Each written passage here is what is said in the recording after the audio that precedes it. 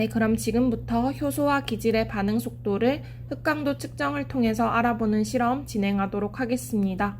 효소는 타이로시네이즈, 기질은 L도파를 사용하고 저해제로는 코직 애시드를 사용하여 나중에 저해제가 있을 때의 흑강도 그래프도 함께 알아보도록 하겠습니다. 오염을 줄이기 위해 고온 고압에서 멸균 처리한 오토클레이브된 피펫팁을 사용하고 버퍼 용액 같은 경우에도 사용하는 만큼만 코니칼 튜브에 덜어 사용하도록 하겠습니다. 이론 영상에서도 말씀드렸다시피 효소나 코직 애시드는 온아이스 상태를 항상 유지시켜 주도록 하겠습니다. 제일 먼저 스톡 솔루션을 이용하여 타이로시네이즈와 코직 애시드의 샘플을 만들어 주도록 하겠습니다. 고농도 타이로시네이즈 스톡 솔루션을 이용하여 40유닛 퍼 밀리리터짜리 타이로시네이즈 솔루션 500 마이크로리터를 만들어 줍니다. 타이로시네이즈 효소를 보관할 때 저온에서 보관하기 때문에 이를 사용하기 전에 증류수를 이용하여 상온에서 녹여준 후에 사용하도록 하겠습니다. 탁탁 쳐주면서 녹음을 확인해 줍니다.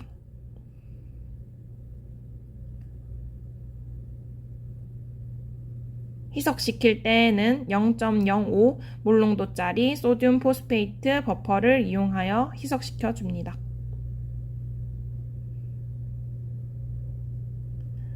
네, 마찬가지의 방법으로 코직 애시드도 코직 애시드 스톡 솔루션을 이용하여 200 마이크로 몰농도짜리 코직 애시드 솔루션을 만들어 주시면 되겠습니다. 항상 미량을 뜰 때에는 피펫을 천천히 들어 올리면서 용량을 취해야지 기포가 안 생기고 정확한 양을 이제 뜰 수 있겠습니다. 희석하여 샘플을 만들 때에는 항상 피펫팅을 잘 하셔서 이제 잘 섞어주고 이렇게 만든 샘플들은 제조 후에 꼭 온아이스 상태로 보관해 주셔야 할 것입니다. 이렇게 타이로시네이즈와 코직 애시드 샘플을 만들어주고 나면 측정에 있어 마지막으로 기질 L도파의 샘플을 만들어주도록 하겠습니다. 이는 L도파의 차강 조건을 최대한 지켜주기 위함이겠죠.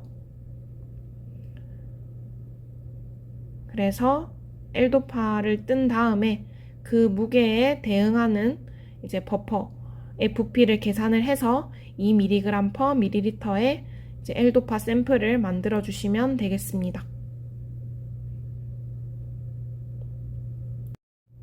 이제 영상에서 쓰인 저울의 최소 유효 무게가 10mg이었습니다. 그래서 10mg 이상을 떠야 되는데 이제 많이 뜨면 많이 뜰수록 2mg per ml를 만들기 위해 필요한 버퍼의 양이 많아지겠죠. 그래서 낭비를 줄이기 위해 최대한 이제 유효 무게에 맞게 뜨려고 하는 모습입니다.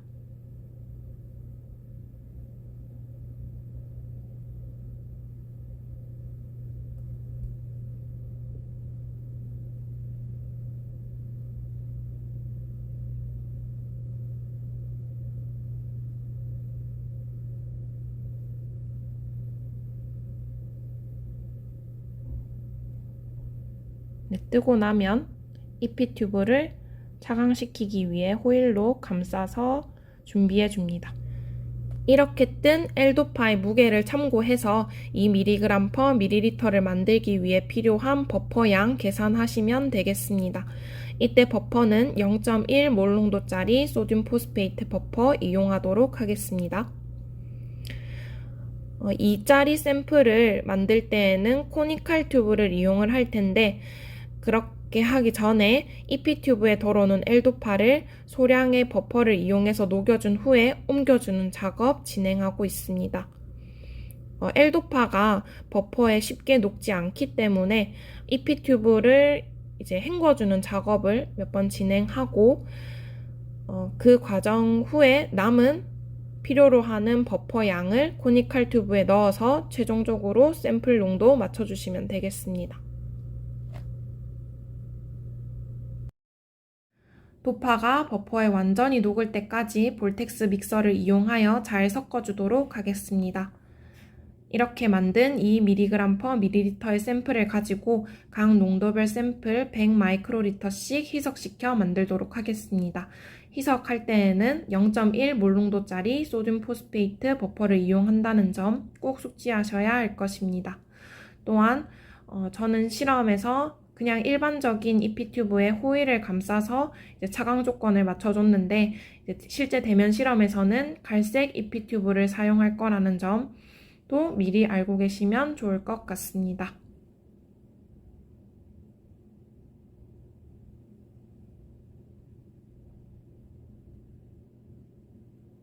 이렇게 만든 샘플들을 볼텍스 믹서를 이용하여 잘 섞어주고 섞으면서 벽면에 묻은 샘플 용액들을 원심 분리기를 이용하여 아래쪽으로 모아주도록 하겠습니다.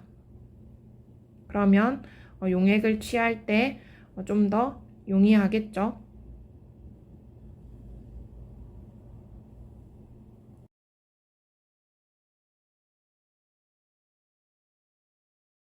이렇게 샘플이 다 준비되고 나면 96L 플레이트를 이용하여 타이로시네이즈 활성 측정을 해보도록 하겠습니다. 실험 방법에서 알려드린 대로 각 칸에 해당 샘플들을 넣어주시면 되겠습니다. 넣어주실 때에는 피펫 팁을 벽면에 대고 흘려보내듯이 조심히 넣어주셔야 기포가 안 생길 것입니다. 그리고 효소를 나중에 넣든 아니면 기질을 나중에 넣든 한 값을 통제시켜줘야 되는데 그 이유는 효소와 기질이 매우 빠르게 반응하기 때문에 이로 인해 흑강도에 영향을 주면 안 되기 때문입니다. 그래서 이제 하나는 통제를 시켜줘야 되는데 저는 엘도파와 버퍼를 모두 넣어준 후에 측정 직전에 똑같은 농도의 똑같은 용량을 필요로 하는 타이로시네이즈를 나중에 넣어주었습니다. 여러분들은 어떤 방법을 선택해도 무관하겠습니다. 그러니까 효소를 먼저 넣으시고 측정 직전에 기질을 넣으셔도 되고 기질을 먼저 넣으시고 측정 직전에 효소를 넣으셔도 되겠습니다. 그래서 각 칸별로 한번 알아보자면 첫 번째 칸에는 바탕값이 되는 조건들을 넣어주고 2번부터 5번까지 그리고 6번부터 9번까지는 이제 각 기질의 농도별로 효소의 활성이 어떠한지를 알아볼 겁니다. 또한 2번과 6번, 3번과 7번, 4번과 8번, 그리고 5번과 9번의 그래프를 비교해서 효소에 대한 어떤 저해제인지, 저해제에 따른 효소의 활성을 알아볼 것입니다.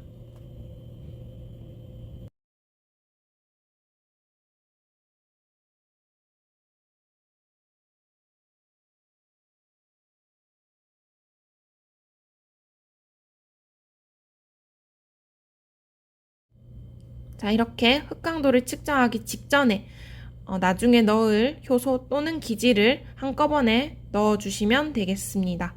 리드 타입 키네틱으로 바꿔주시고 파장대와 플레이트 타입, 그 다음에 리드 에리아 설정 올바르게 해주시면 되겠습니다. 그리고 타임은 2분 간격으로 20분간 찍을 거를 설정해 주시면 되겠습니다.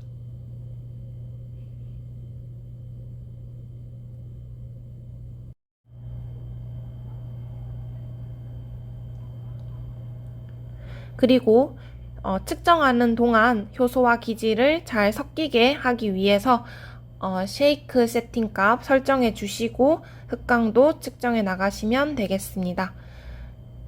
네, 이상으로 실험 영상 마치겠습니다.